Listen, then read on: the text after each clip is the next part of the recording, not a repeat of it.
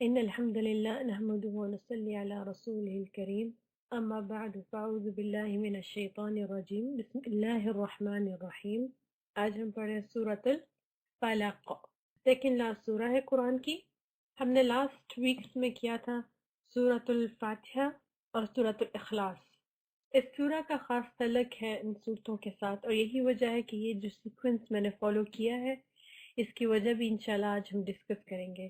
سب سے پہلے ہم نے جو سورہ پڑھی تھی وہ تھی سورۃ الفاتحہ، جو قرآن کی اوپننگ ہے، جو قرآن جس کی شروعات ہوئی ہے قرآن کے ساتھ، اور اس میں اللہ تعالیٰ خاص توحید ہے اللہ تعالیٰ کی بیان کی ہوئی کہ الحمدللہ رب العالمین الرحمن الرحیم مالک یوم الدین ایاک نعبد و ایاک نستعین.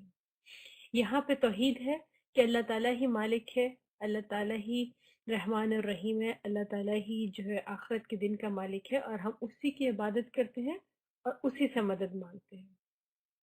اس کے بعد جب ہم نے اللہ تعالیٰ سے مدد مانگی ہے تو اللہ تعالیٰ نے جو ہدایت مانگی اہدنا الصراط المستقیم، تو اللہ تعالیٰ نے کیا ہے کہ پورا قرآن اس کی ہدایت میں نازل کیا ہے.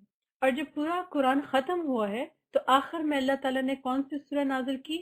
سورۃ الاخلاص، جس کا لاسٹ ویک ہم نے پڑھا تھا، اور وہ ہے قل هو اللہ احد اللہ الصمد لم یلد ولم یولد ولم یکن له کفوا احد.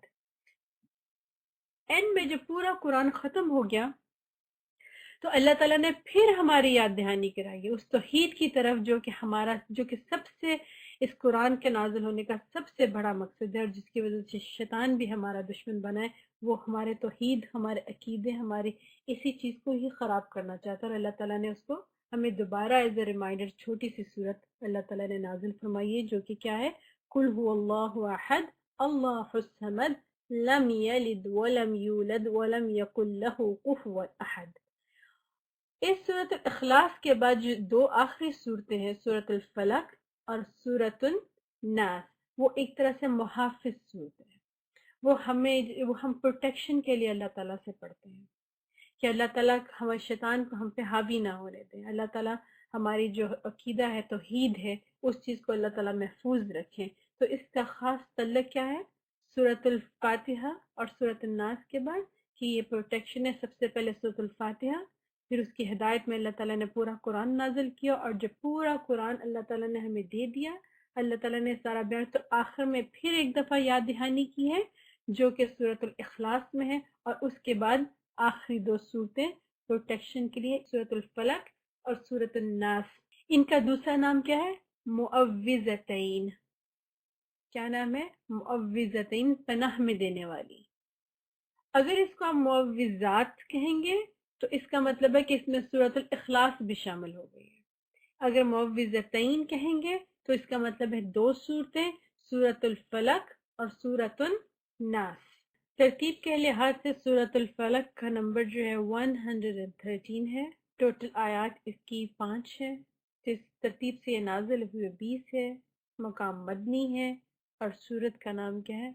الفلق، اور اس کو ہم قل اعوذ برب الفلق بھی کہتے ہیں. اور سورۃ الفلق اور سورۃ الناس کا دونوں کا ایک ساتھ نام کیا ہے؟ معوذتین. یہ جو دو صورتیں، ان کی بہت سی فضیلت ہمیں ملتی ہے تفاسیر میں، اور اس میں یہ ہے کہ حضرت ام سلمہ سے روایت ہے کہ اللہ کو سب سے زیادہ سورۃ الناس اور سورۃ الفلق پسند ہے. اور ایک اور حدیث میں ہے کہ حضور صلی اللہ علیہ وسلم نے فرمایا، کیا میں تمہیں نہ بتاؤں پناہ مانگنے والوں میں نے جتنی چیزوں کے ذریعے سے اللہ کی پناہ مانگی ہے، ان میں سے سب سے افضل کون سی چیزیں ہیں؟ اس میں ہے قل اعوذ برب الفلق اور قل اعوذ برب الناس. سورہ کی تلاوت سے انشاءاللہ ہم سٹارٹ کرتے ہیں.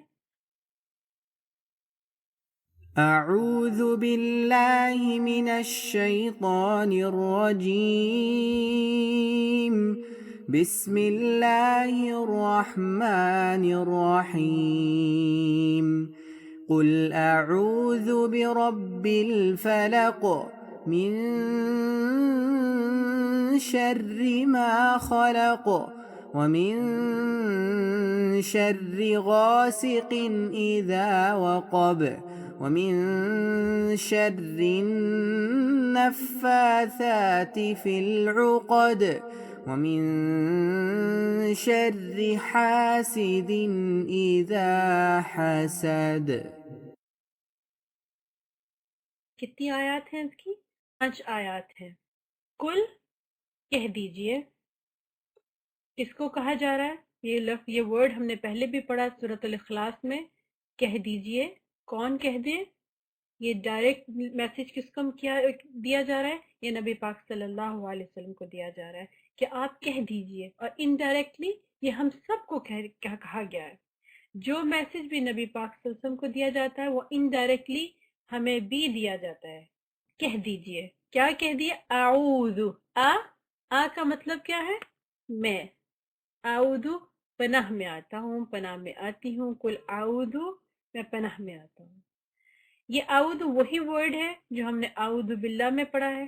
اعوذ باللہ من الشیطان الرجیم، یا اللہ مجھے پناہ دیجئے شیطان مردود سے. اعوذ کا مطلب کیا ہے؟ کسی چیز سے چمٹے رہنا، کسی چیز کی پناہ میں آنا. لیکن آپ کو یہ چیز کا یقین ہو کہ آپ کس کی پناہ میں آ رہے ہیں. مطلب وہ جس کی پناہ میں آپ جا رہے ہیں وہ آپ سے وہ پاورفل ہونی چاہیے. جیسا مثال کے طور پہ اگر بہت زیادہ بارش ہو رہی ہے تو ٹھیک ہے آپ گھر کے اندر آ جاتے ہیں. تو اسی طرح یہ ہے کہ ہمارا خالق کون ہے؟ اللہ تعالیٰ ہے. تو ہم کس کی پناہ میں آ رہے ہیں؟ ہم اللہ کی پناہ میں آ رہے ہیں. کل اعوذ کہہ دیجئے کہ میں پناہ میں آتا ہوں بی کی رب الفلق. رب پہ پہلے جائیں گے. اللہ تعالیٰ نے یہاں ورڈ یوز کیا رب. کیوں؟ اللہ تعالیٰ نے اپنا نام کیوں یوز کیا؟ اللہ تعالیٰ یہ بھی کہہ سکتے تھے کل اعوذ باللہ الفلق، لیکن رب کا ورڈ یہاں یوز کیوں کیا گیا ہے؟ کبھی سوچا ہے آپ نے؟ پتہ ہے ایک تو ہم لوگ ایز اے مسلم ہمیں ہے کہ ہم لوگ ہر چیز کو جیسے کہا گیا اس کو فالو کریں، لیکن سوچنے سے کیا ہوتا ہے کہ ہمیں اس چیز کی اہمیت پتہ چلتی ہے. اگر ہم نہیں سوچیں گے کہ ہاں بس اللہ تعالیٰ نے رب دیا ہے تو رب دیا ہے تو ٹھیک ہے، سوچنے کی کیا ضرورت ہے. ہم فالوور تو ہیں، ہمیں کہا گیا کہ جو اللہ تعالیٰ نے کہا ہے اس کو ماننا ہے، لیکن سوچنے سے کیا فرق پڑتا ہے کہ آپ کا یقین، آپ کا اعتماد، آپ کا اس کے اندر کی جو حکمت ہے وہ جب آپ کو سمجھ میں آتی ہے تو آپ کا یقین اور زیادہ ہو جاتا ہے. تو اس لیے میں ہمیشہ یہ کہتی ہوں کہ سوچیں کہ یہاں پہ یہ کیوں ہے، یہ کیوں نہیں ہے. تو یہاں پر بھی ہے آف کورس یہ رب ہے، اللہ نے رب کہا ہے تو ہم نے ماننا ہے، لیکن سوچ صرف پیدا کہ اگر یہاں پہ اللہ کیوں نہیں ہے، برب اللہ الفلق، اگر وہ بھی ہوتا تو غلط تو نہیں تھا نا. لیکن اللہ نے یہاں رب ورڈ یوز کیا. کیوں ورڈ یوز کیا اللہ تعالیٰ نے رب کا مطلب کیا ہے؟ کسی کی درجہ بدرجہ پرورش کرنا، اس کو پالنا، مالک ہونا. ٹھیک ہے، آپ کی پرورش کرنے والا، پروردگار. تو یہ وہی ورڈ ہے کہ یہ خاص کنیکشن پیدا کرتا ہے ہمارے اور اللہ کے درمیان میں. بالکل ویسے ہی جس طرح ماں کو ماں کہا جاتا ہے، جو ہم نے اگزامپل پہلے دی تھی کہ ہم اپنے بچوں کو یہ سکھاتے ہیں کہ ہمیں ماں کہو.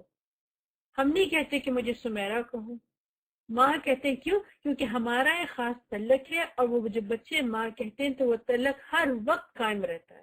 اور ان بچوں کو پتا ہوتا ہے کہ کوئی خاص چیزیں ہیں جو صرف ہمیں ماں سے ملیں گی. ایک محبت، پیار، سب کچھ ایک تعلق ہے ماں کے ساتھ. ٹھیک ہے، تو اسی طرح رب جب ہم یوز کرتے ہیں تو ہم اسی تعلق کو بار بار ہم کرتے ہیں. اور جب بھی ہمیں اللہ تعالیٰ سے کوئی دعا مانگنی ہے، اللہ تعالیٰ سے کچھ چیز ہے، تو ہم کیا کہتے ہیں؟ ہم رب. ہر زیادہ تر قرآن کی جو دعائیں ہیں ان میں کیا ہے؟ رب کا ورڈ یوز ہے. رب زدنی علما، رب ارحمہما کما ربیانی صغیرا، ربنا آتنا فی الدنیا حسنۃ. یہ وہی کنیکشن ہے کہ ہم مانتے ہیں، ہمارے اندر یہ یقین ہے کہ اللہ ہی پروردگار ہے، اللہ ہی ہمیں پالنے والا ہے، اللہ ہی ہم پہ ہماری تربیت کرنے والا ہے، اللہ ہی ہم پر ہمیں نشو نما کرنے والا ہے. تو ہم اللہ کے کو بار بار کہتے ہیں رب، یا ربی یا ربی، او میرے رب. کل کہہ دیجئے اعوذ میں پناہ میں آتی ہوں بی کی رب کی الفلق. فلق کیا ہے؟ عام طور پہ اگر آپ قرآن کھول کے اس کا ترجمہ دیکھیں تو فلق میں وہاں لکھا ہے صبح کے رب کی، لیکن لنگوسٹک میننگ جو رب فلق کا ہے وہ صرف صبح نہیں ہے. صبح نہیں ہے اس کا مطلب کیا ہے الفلق کا؟ کسی بھی چیز کو پھاڑ کے آنا، کسی بھی چیز کو توڑ کے نکلنے کو فلق کہتے ہیں. رات کے اندھیرے سے سورج نکلتا ہے تو اس کو بھی کرتے ہیں. ایک سیڈ کے اندر سے پودا نکلتا ہے اس کو بھی فلق کہتے ہیں. ٹھیک ہے، ایک انڈے سے بچہ نکلتا ہے اس کو بھی فلک کہتے ہیں. ایون کہ انسان کا بچہ بھی پیدا ہوتا ہے تو وہ بھی ایک خاص بیگ میں ہوتا ہے، اس کو پھاڑ کے نکلتا ہے، اس کو فلک کہتے ہیں. اور کیا کیا آپ کے ذہن میں اور کیا آ رہا ہے فلک؟ کوئی ہے ایگزامپل آپ کے پاس؟ اسی طرح پہاڑوں کے درمیان سے پھاڑ کی تھوڑی سی سوراخ کر کے پانی نکلتا ہے، اس کو بھی فلک کہتے ہیں. ہر چیز جو کسی چیز کو چیر کے پھاڑ کے نکلتی ہے اس کو کیا کہتے ہیں؟ فلک کہتے ہیں. بہت لمیٹڈ یہاں مطلب کر دیا گیا ہے ترجمے کو کہ صرف صبح کے رب کی پناہ میں آتا ہوں، لیکن اگر آپ اس کے لنگوسٹک میننگ میں جائیں تو پتہ چلتا ہے اس نے تو ہر چیز کو کور کر لیا ہے کہ ہم پناہ مانگ رہے ہیں کس کی؟ اس رب کی، الفلک، جو ہر چیز کو پھاڑ کے نمودار کرنے والے خود رب کی پناہ میں آتا. اور اس میں ہر چیز کور ہو جاتی ہے. یونیورس میں نظر دوڑا لیں، کسی نہ کسی چیز سے ہم کہتے ہیں، ایون کہ آپ کسی بھی تھیوری سے لے لیں کہ ہر چیز کو کوئی نہ کوئی چیز پھاڑ کے نکلتی ہے، تو اس کو کیا کہتے ہیں؟ الفلق. تو کتنا گہرا، کتنا بڑا مطلب ہے. اور جب ہمیں پتا ہے کہ وہ رب جو الفلق کا رب ہے تو ہمارا یقین، ہمارا اعتماد زیادہ ہو جاتا ہے کہ ہاں ہم اللہ سے پناہ مانگ رہے ہیں. اور یہ پاور صرف اللہ میں ہی ہے جو ہمیں پناہ دے سکتے ہیں، کیونکہ اللہ ہی ہمارے خالق ہے. جس ہستی نے ہمیں بنایا ہے وہی جانتا ہے نا. اور سب سے مزے کی کیا بات ہے کہ ہمیں یہ بتایا کس نے ہے کہ اس ذریعے سے پناہ مانگو، اس ذریعے سے اللہ تعالیٰ کی پناہ میں آؤ. اللہ تعالیٰ نے ہمیں بتایا نا، کیونکہ اللہ نے ہمیں بنایا ہے تو اللہ ہی بتا سکتے ہیں، اللہ ہی کوئی پتا ہے کہ ہمیں کیسے پناہ ملے گی. اور ہم نے اس یقین کو رکھنا ہے. قل اعوذ برب الفلق، کہہ دیجئے کہ میں پناہ میں آتی ہوں کس کی؟ رب کی، صبح کے رب کی. تو نارملی ہے کہ صبح بھی ایک دم پھاڑ کے نکلتی ہے، لیکن اس میں ہر وہ چیز کور ہوتی ہے جو پھاڑ کے نکلتی ہے. نیکسٹ آیت کیا ہوگی؟ من شر ما خلق، اس سب مخلوق کے شر سے. من سے شر، شر کسے کہتے ہیں؟ فساد اور نقصان. کہ شر میں بیماری بھی ہے، بھوک بھی ہے، حادثہ بھی ہے، آگ سے ہمیں تکلیف پہنچے وہ بھی ہے. اور کیا ہے شر؟ کفر بھی شر ہے، شرک بھی شر ہے، گناہ بھی شر ہے، ظلم بھی شر ہے.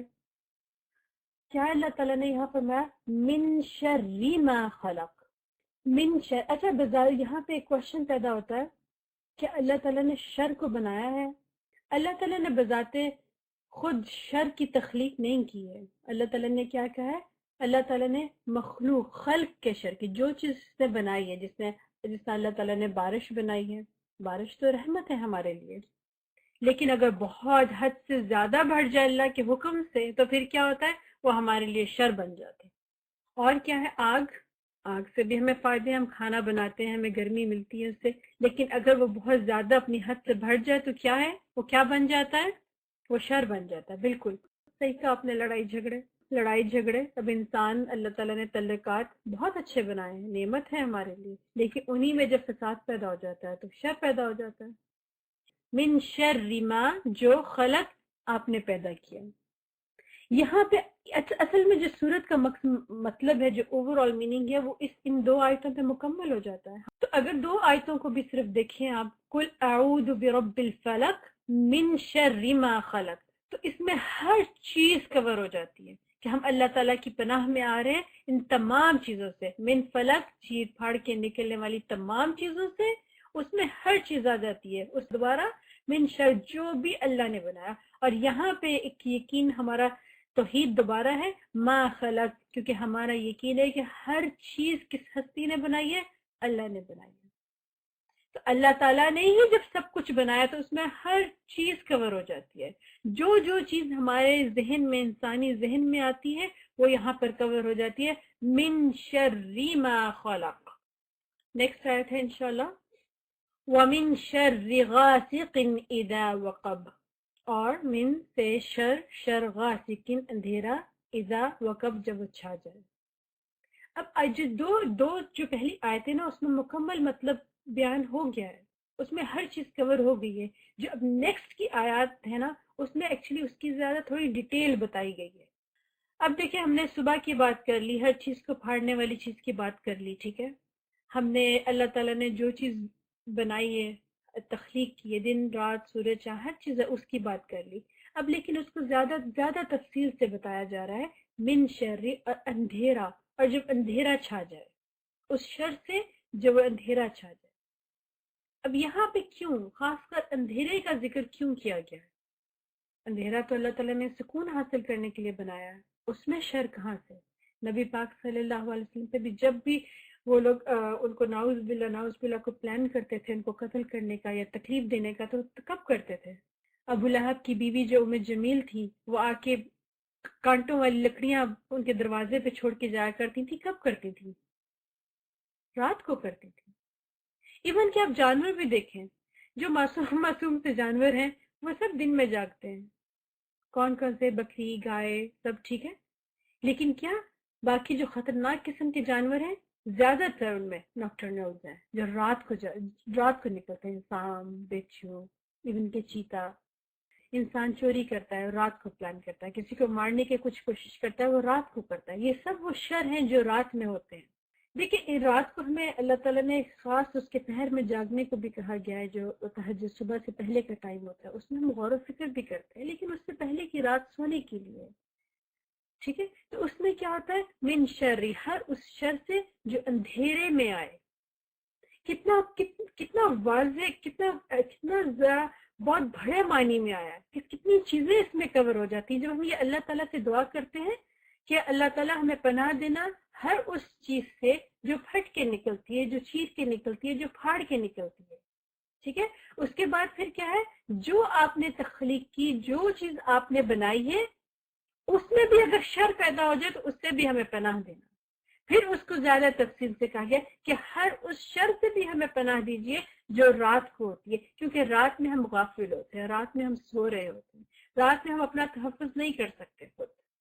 اگر خدا نہ خواستہ آگ لگ جائے، کبھی پتہ بھی نہیں چلتا، رات میں سوتے ہوا انسان جل جاتا ہے. کچھ اور چیز ہو جائے، کچھ اور اندر داخل ہو جائے، ہم تو غافل ہوتے ہیں نا. انسان اپنی سب سے کمزور حالت میں کب ہوتا ہے؟ رات میں ہوتا ہے، جب وہ سو رہا ہوتا ہے، اسے کچھ ہوش نہیں ہوتی، اسے کچھ پتہ نہیں چل رہا ہوتا اس کے ارد گرد کیا ہو رہا ہے. لیکن ہم اللہ تعالیٰ سے جب یہ دعائیں مانگ کے سوتے ہیں تو کیا ہوتا ہے، ہمیں اللہ پہ یقین ہوتا ہے کہ اللہ تعالیٰ ہماری ضرور حفاظت کریں گے. من شر غاسق اذا وقب. نیکسٹ آیا ومن شر النفاثات فی العقد. ان عورتوں کے شر سے جو گروہ میں پھونکتی ہیں. من پے شر، وہی شر، نقصان دہ چیز جس سے تکلیف پہنچتی ہے آپ کو. نفاثاتی، پھونک مارنے والی. کیا اس سے مراد صرف عورتیں ہی ہیں؟ یہ جو ورڈ یوز کیا ہے گرامر کے حساب سے عورتوں کے لیے، لیکن اس سے مراد صرف عورتیں نہیں ہیں، اس سے مراد ہر چیز ہے.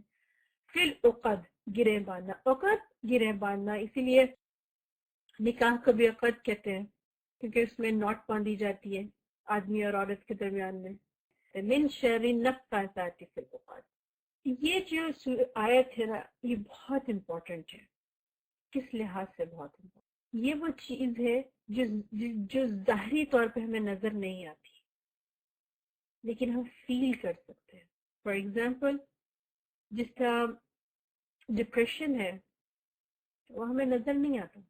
ٹھیک ہے، ہمارے ہاتھ پہ کٹ لگ گیا، وہ زخم ہر کسی کو نظر آئے گا، لیکن ڈپریشن ہے وہ ہمیں نظر نہیں آتا، وہ ایک شر ہے. ٹھیک ہے، اسی طرح اور کیا ہے، سٹریس، جادو، نظر، یہ سب وہ چیزیں ہیں جن کا وجود ہے لیکن ہمیں یہ چیزیں نظر نہیں آتی، غیر مادی چیزیں ہیں. ڈپریشن کیوں ہے؟ اس میں یہ جو ہے نا ڈپریشن، اس میں یہ نفسیاتی چیز ہے، ہماری سوچ سے پیدا ہوتا ہے. یہ ہماری کچھ خاص فیلنگز ہیں جو نظر نہیں آتی. بیماری ہے، اب ہاتھ کا زخم ہے ہمیں نظر آ رہا ہے، اس کی ہم پٹی کرتے ہیں یا بہت زیادہ ہے تو اس سے ٹانکے لگاتے ہیں. ڈپریشن کا کیسے ہم کر سکتے ہیں ڈپریشن کو؟ اور ہمیں کیا پتہ چلتا ہے؟ ایک زخم ہمیں ہاتھ میں نظر آ رہا ہے، ٹھیک ہے، ہمیں پتہ چلتا ہے کتنا گہرا ہے، ہڈی تک چلا گیا کہ نہیں چلا گیا. ہم ڈپریشن کو کیسے دیکھ سکتے ہیں؟ کوئی بھی بڑے سے بڑے ماہر نفسیات بھی جو ہے نا، وہ بھی ان لوگوں کے پاس بھی ایکوریٹ آنسر نہیں ہوتا کہ ایگزیکٹلی اس کو اتنے درجے کا. ہاں پتہ چلتا ہے، کوشچنئرز ہوتے ہیں، ان سے پوچھتے ہیں، لیکن ایسے نہیں پتہ چلتا کہ ہاں ایگزیکٹلی یہ چیزیں ہیں. بالکل مینٹل پرابلمز ہیں اس میں. اور اس میں کیا آتا ہے؟ اب جادو سے یہاں ہم لوگ بات کرتے ہیں، انشاءاللہ یہاں پہ میں آپ کو واقعہ بھی بتاؤں گی، لیکن اس سے پہلے ہم نفاساتی میں اور بھی چیزیں دیکھتے ہیں. پھونکے مارنے کیا ہوتا تھا؟ ابھی بھی جادو میں یہ ہوتا ہے، پہلے بھی جادو میں یہ ہوتا تھا کہ جو جادو کرنے والا ہوتا ہے وہ اپنے ذہن میں ایک انسان کو لے کے آتا ہے جس پہ بھی کرنا ہوتا ہے، اور پھر کچھ خاص الفاظ پڑھ کر اس پہ پھونکتا ہے اور وہ چیز اثر کرتی ہے. اب انسان ہونے کے ناطے شاید فیوچر میں ہم اس چیز تک پہنچ جائیں، لیکن ابھی ہم نہیں پہنچے ہوئے، ہمیں نہیں پتہ چلتا کہ یہ چیزیں کیسے اثر کرتی ہیں، لیکن یہ چیزیں ہیں. بالکل ایسے اب جیسا چاند ہے، چاند جب آدھے مہینے کا ہوتا ہے، فل مون جب ہوتا ہے، تو کیا ہوتا ہے کہ پانی پہ اس کا اثر ہوتا ہے. آپ کبھی بیچ پہ گئے، پانی دیکھا ہے آپ نے فل مون میں؟ کبھی کتنا آگے آیا ہوتا ہے، کتنا ابھرا ہوا ہوتا ہے. اب چاند خود تو نہیں اس میں آ جاتا نا کہ چاند پانی کے اندر چلا گیا اور پانی ابھر کے باہر آ گیا. چاند تو اپنی جگہ پر ہی ہے، لیکن کیا ہے اس چاند فل مون کے اندر کہ اس کا اثر ہمیں پانی میں نظر آتا ہے کہ نہیں آتا. اسی طرح جب سٹارٹ کا یا مہینے کے آخر کا ہوتا ہے یا مہینے کے شروع کا جو چاند ہوتا ہے، اور اس میں بھی پانی کا اثر آپ دیکھ سکتے ہیں کہ پانی کیسے نیچے ہوتا ہے، پیچھے کی طرف ہوتا ہے، اس میں اتنی لہریں، اتنا جوش نہیں ہوتا. آپ نے کبھی یہ محسوس کیا ہے کہ آپ کسی کو بہت شدت سے یاد کر رہے ہیں، اور جس انسان کو بہت شدت سے یاد کر رہے ہوتے ہیں وہ آپ کو خود کال کر دیتا ہے؟ آپ کو کبھی حیرانگی ہوئی ہے اس بات پر؟ تو ہم لوگ کہتے ہیں، اردو ہماری زبان میں کہتے ہیں دل کو دل سے راہ ہوتی ہے، اور میں تو آپ کو یاد کر رہی تھی، دیکھیں آپ کی کال آ گئی. کبھی یہ فیلنگز آپ کی ہوئی ہے، یہ ایکسپیرینس آپ کو ہوا ہے؟ کوئی تو چیز ہے نا ان چیزوں میں، اس یاد میں، جس کو ہم لوگ کوئی نام نہیں دے سکے، لیکن یہ چیزیں وجود میں ہیں، یہ ایگزسٹ کرتی ہیں، اور وہ خاص ایک فیلنگز ہیں جو دوسرا انسان اس چیز کو فیل کرتا ہے کہ ہم بہت شدت سے یاد کر رہے ہیں. اور لیکن ہم اپنی مصروفیت کی وجہ سے ان سے بات نہیں کر سکتے، یا ہم اپنی دوری ہونے کی وجہ سے ان سے جا کے مل نہیں سکتے، لیکن وہ ہمیں کال کر دیتے ہیں، کیا مجھے بھی آپ یاد آ رہے تھے. کیوں؟ یہ دونوں طرفہ کیا چیز ہوتی ہے.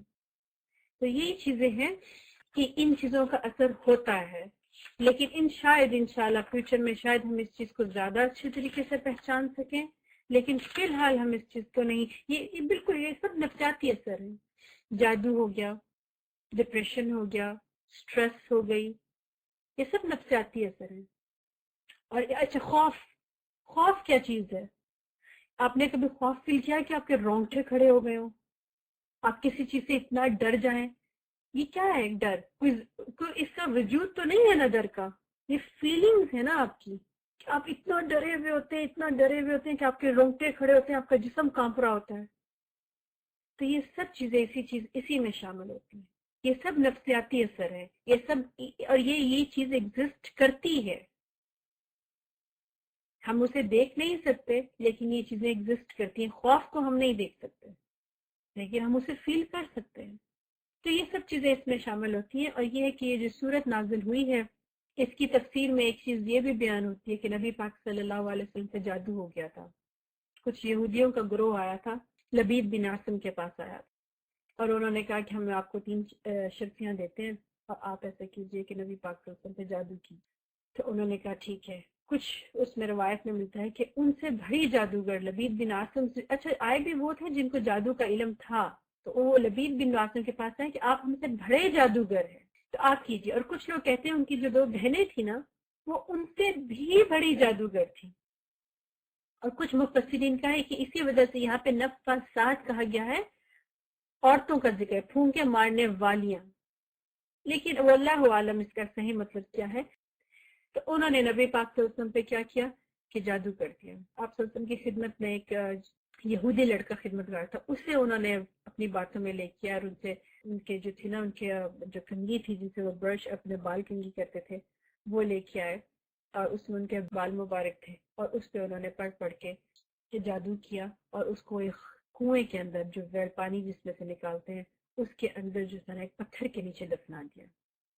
1 سال کے بعد کہتے ہیں کہ اس کا اثر نبی پاک صلی اللہ علیہ وسلم پہ ہونا شروع ہوا، اور یہ تھا کہ ان سے ان کی طبیعت جو تھی نا بہت بوجھل رہتی تھی، بہت وہ اپنے آپ کو ایسا لگتا تھا کہ جیسا انہیں لگ رہا ہے، ان کی فیلنگز تھیں کہ انہیں کو کسی چیز میں قید کیا گیا ہے، انہیں بند کیا گیا، ان کا سینہ جکڑا ہوا ہے بہت زیادہ. تو ان کی یہ فیلنگز تھیں، تو وہ بہت زیادہ بے چین اس وجہ سے رہتے تھے. آخری جو 40 دن تھے اس میں ان کا کہتے ہیں 40 ڈیز ان میں ان کی زیادہ طبیعت خراب تھی، اور جو لاسٹ جیسے ان کی بہت زیادہ طبیعت خراب ہو گئی تھی، اور اس میں کہتے ہیں کہ ان کا یہ حال تھا، ان کو لگتا تھا کہ یہ میں نے جبرائیل علیہ السلام کو دیکھا ہے، لیکن نہیں، انہیں نہیں دیکھا ہوتا. ان کو ہوتا تھا کہ میں نے نماز پڑھی ہے، لیکن اصل میں انہوں نے نماز نہیں پڑھی ہوتی، اور ان کے ذہن میں آتا ہے میں اپنی بیوی کے پاس گیا ہوں، لیکن وہ نہیں گئے ہوتے تھے.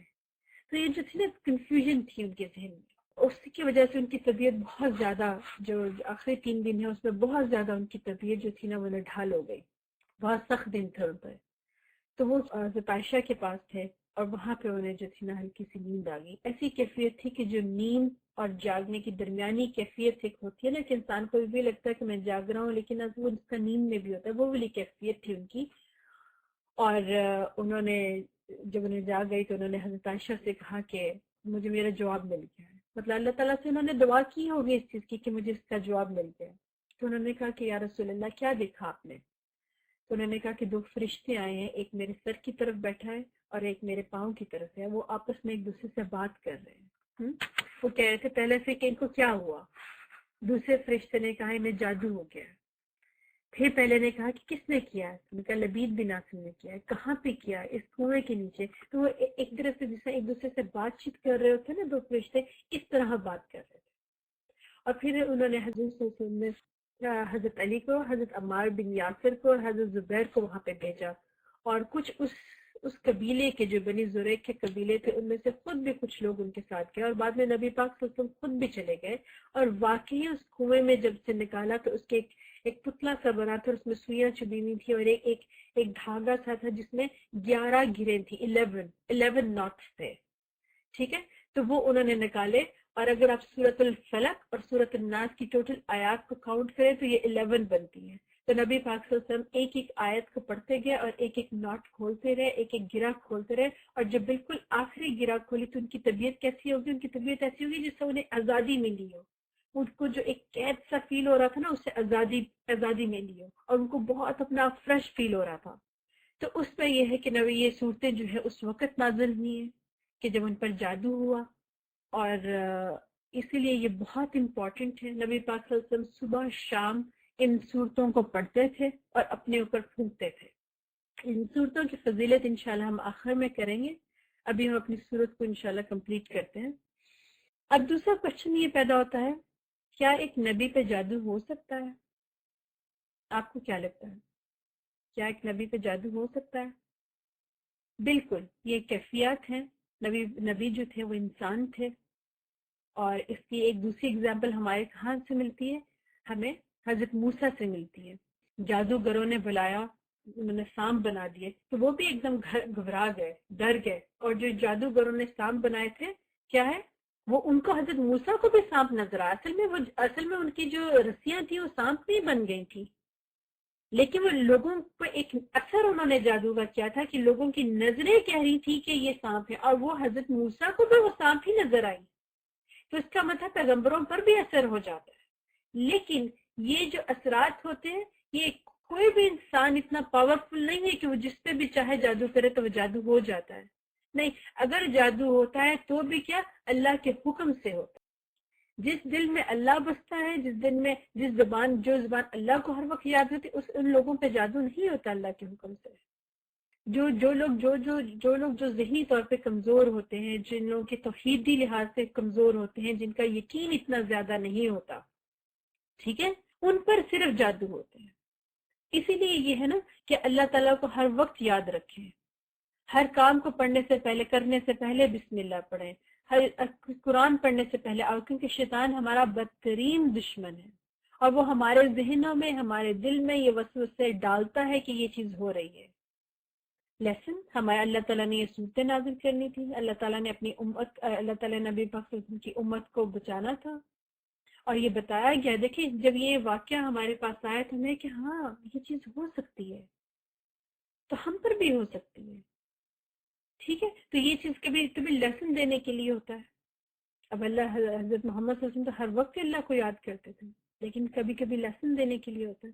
لیکن ایک اور چیز یہ ہے کہ نبی پاک صلی اللہ علیہ وسلم پہ اتنا زیادہ جادو نہیں ہوا تھا کہ ان کے اسلامک جو میسیجز ہیں ان پہ اثر ہو. اور یہ جو ان پہ جادو ہوا تھا یہ ان کو ہی اندر فیلنگس تھی، ان کے گھر والوں کو پتا تھا. وہ 5 وقت کی نماز پڑھانے جاتے تھے، مسجد میں جاتے تھے، لوگوں کے درمیان میں بیٹھتے تھے، کسی کو نہیں پتا چلا کہ وہ کچھ خدا نہ خواستہ ہے اللہ معاف کرے ایسی باتیں کر رہے ہیں کہ جو لوگوں کو سمجھ نہیں بننا. تو یہ بات پورے عرب میں پھیل جاتی. تو ایسا نہیں تھا کہ اسلامک میسیجز میں یہ چیزیں ظاہر ہونی شروع ہو جائے.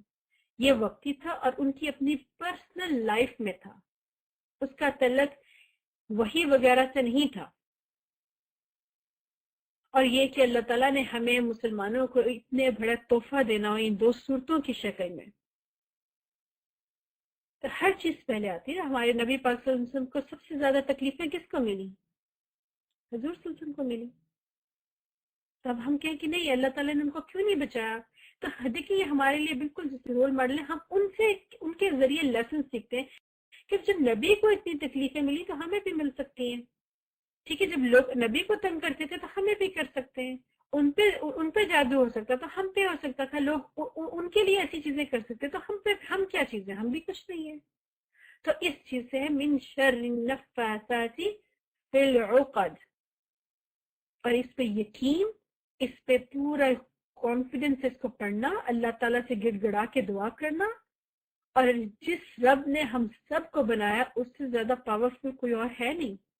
تو اللہ نے یہ ہمیں آیتیں سکھائی ہیں. تو جب ہم یہ صبح شام پڑھتے ہیں، اپنے پہ پھونکتے ہیں، اپنے اولادوں پہ پھونکتے ہیں، تو اس کے بعد ہمیں مطمئن ہو جانا چاہیے. ایسا نہیں ہے کہ یہ صورتیں پڑھ کے پھونکیں اور اس کے بعد بھی شک میں رہیں کیوں ہو میرے پہ جادو کیا، اس نے کیا، اس نے کیا، یہ کیا رہا، اس کی کھوج میں لگے رہیں.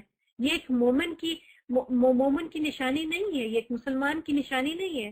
ایز اے مسلم ہمیں یہ صورتیں پڑھنی چاہیے، ان طریقوں سے پڑھنی چاہیے جیسے نبی پاک صلی اللہ علیہ وسلم نے بتائی، اور اس کے بعد ہر چیز پہ اللہ پہ چھوڑ دینی چاہیے. ایسا نہیں ہے کہ صورتیں بھی پڑھ رہے ہو اور پھر شک بھی کر رہے ہیں لوگوں پر. نہیں، اس چیز کی اجازت ہمیں نہیں دی گئی کیونکہ اس کا علم ہمارے پاس نہیں ہے. اگر علم ہو بھی تب بھی ہمیں اس چیز کی اجازت نہیں ملی کہ ہم الزام لگاتے پھریں یا ہم کھوج میں لگے رہیں کہ کس نے کیا ہے کس نے نہیں کیا. نہیں، اس چیز کی اجازت ہمیں نہیں ملی. ہم نے صرف ان صورتوں کو پڑھنا ہے، اپنے اوپر پھونکنا ہے اور اللہ پہ یقین رکھنا ہے پورا انشاءاللہ. آگے والی آیت کیا ہے؟ وَمِن شر.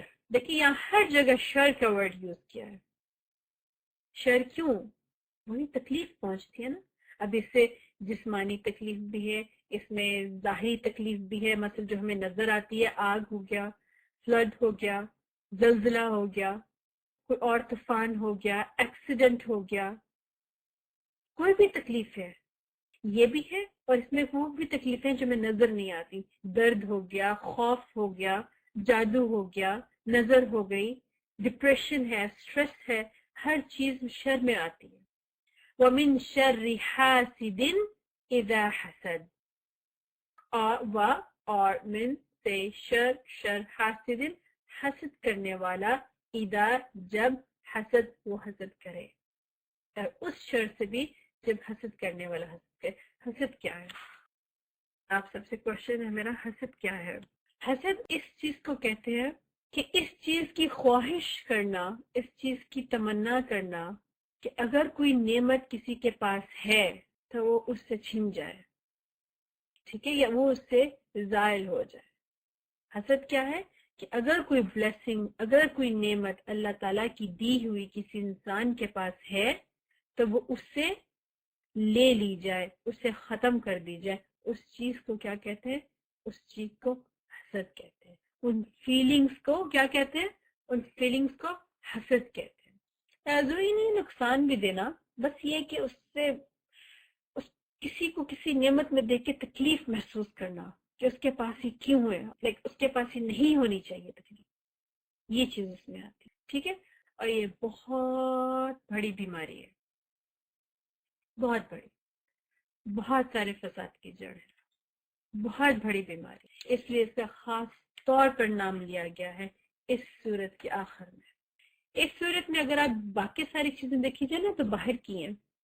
مثلاً فلک، ہر چیز جو پھاڑ کے نکلتی ہے. اس میں ما خلق، جو چیز پیدا کی اس کے شر سے، رات کے. یہ جو حسد ہے نا، یہ انسان کے اندر کی کیفیت ہے، دل کی کیفیت ہے. جب بھی حسد کا نام آتا ہے نا تو ہمارے دماغوں میں، انسان ہے نا ہم، ہمارے دماغ میں کیا، ہمارے دماغ میں سارے چہرے گھومنے شروع ہو جاتے ہیں. او وہ بھی میرے سے حسد کرتا، او وہ بھی، اچھا وہ حسد کرتا، وہ حسد. نہیں نہیں نہیں نہیں نہیں، ہم نے پہلے لوگوں کو نہیں دیکھنا، ہم نے پہلے اپنے دل میں جھانکنا ہے کہ ہاں کہیں ہمارے دل میں یہ بیماری تو نہیں ہے، کہیں ہم اس بیماری میں مبتلا تو نہیں ہے، کہیں ایسا تو نہیں ہے کہ ہم کسی کو کسی چیز میں دیکھ کے خوش نہیں ہوتے، یا ایسا تو نہیں ہے کہ کسی کی دی ہوئی نعمت کو ہم جلتے ہیں. اپنے آپ سے سٹارٹ کرنا ہے. لیکن جب بھی ہم پڑھتے ہیں نا یا ہم سنتے ہیں تو ہم اپنے آپ کو اس چیز سے نکال دیتے ہیں اور دوسروں پہ دیکھنا شروع کر دیتے ہیں. او یہ بھی، اچھا اس نے اس موقع پہ مجھے یہ کہا، اس کا مطلب ہے وہ میرے سے جلتا ہے. اچھا اس نے اس موقع پہ مجھے اس طرح دیکھا تو اس کا مطلب ہے میرے سے جلتا ہے. نہیں نہیں نہیں، یہ چیزیں چھوڑ دیں. اصل میں کیا چیز ضروری ہے؟ اپنے دل میں دیکھیں کہ آپ کا دل اس چیز میں مبتلا تو نہیں ہے. اور یہ بالکل یہ انسانی کیفیت ہے، یہ ہر انسان میں پائی جاتی ہے. جو انسان اس کیفیت کو کنٹرول کرتا ہے وہ نقصان میں نہیں رہتا، وہ اس چیز سے بچ جاتا ہے. لیکن جو انسان اس کیفیت کو چھوڑ دیتا ہے، یہ چیز کیفیت بڑھتی چلی جاتی ہے اور یہ اس انسان کو بھی نقصان دیتی ہے، یہ اس کے ارد گرد والے انسانوں کو بھی نقصان دیتی ہے، یہ معاشرے کو بھی نقصان دیتی ہے. یہ بالکل ویسی بیماری ہے کہ اگر آپ کے کٹ لگا ہے اور آپ نے اس کو صحیح ٹائم پہ ٹریٹ نہیں کیا تو وہ بڑھ سکتا ہے، وہ لا علاج ہو سکتا ہے، وہ موت تک آپ کو لے کے جا سکتا ہے. تو اس کو ہے تو فوراً اس کا علاج کرو. تو حسد بھی دل کی بیماری ہے. اگر یہ فیلنگز آپ کے اندر آ رہی ہیں تو اس کو پہچانے کہ اگر میں کسی چیز سے خوش نہیں ہو رہی تو اس کا مطلب ہے کہ او ہو مجھے فوراً دعا مانگنی چاہیے اللہ تعالیٰ سے. یہ کیا اس سے ڈر جائیں، فوراً ڈریں اس سے کہ ایسی یہ چیز ہم فیل تو نہیں کر رہے. اس کا علاج کر سکتا ہے انسان، اللہ تعالیٰ سے دعا مانگے، اللہ یہ صورتیں پڑھ کے اپنے پر مانگے. اچھا جو مومن ہے نا، مومن وہ حسد نہیں کرتا. وہ کیا کرتا ہے؟ کیفیت اس کی بھی ہوتی ہے نا انسان کی. وہ کیا کرتا ہے؟ اس ورڈ کا نام کیا ہے پتا ہے کسی کو؟ آپ کو مومن کے دل میں بھی یہ کیفیت آتی ہے لیکن اس کو حسد نہیں کہتے. اس کو کیا کہتے ہیں؟ اس کو رشک کہتے ہیں. فار ایگزامپل، ایک انسان کے پاس بہت علم ہے، مومن اسے جلے گا نہیں، مومن اس سے حسد نہیں کرے گا کہ وہ میں برداشت نہیں کر سکتا اس سے یہ علم چھن جائے. نہیں، وہ رشک کرے گا. وہ کہے گا میں اس سے بہت انسپائرڈ ہوں، اس کے پاس اتنا علم ہے. پھر وہ کیا کرے گا؟ وہ کوشش کرے گا کہ میرے پاس بھی اتنا علم آئے، میں بھی اتنا علم حاصل کر سکوں. اور وہ اس کی منزلیں طے کرتا ہے، وہ اس تک جاتا ہے. یہ فرق ہے مومن میں جو رشک کرتا ہے اور عام انسان میں جو حسد کرتا ہے. اور دوسرا کیا؟ اگر کسی کے پاس دولت ہے تو مومن رشک کرتا ہے کہ یا اللہ اس کے پاس کتنی دولت ہے کہ یہ جو لوگوں میں بانٹ سکتا ہے، یہ اللہ کی راہ میں دے سکتا ہے.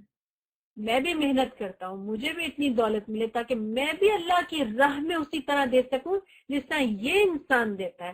اس کیفیت کو رشک کہتے ہیں. لیکن حسد کیا ہے؟ حسد یہ ہے اس کے پاس یہ چیز کیوں ہے، اس سے چھن جائے، میرے سے برداشت نہیں ہو سکتی اس کے پاس یہ چیز ہے.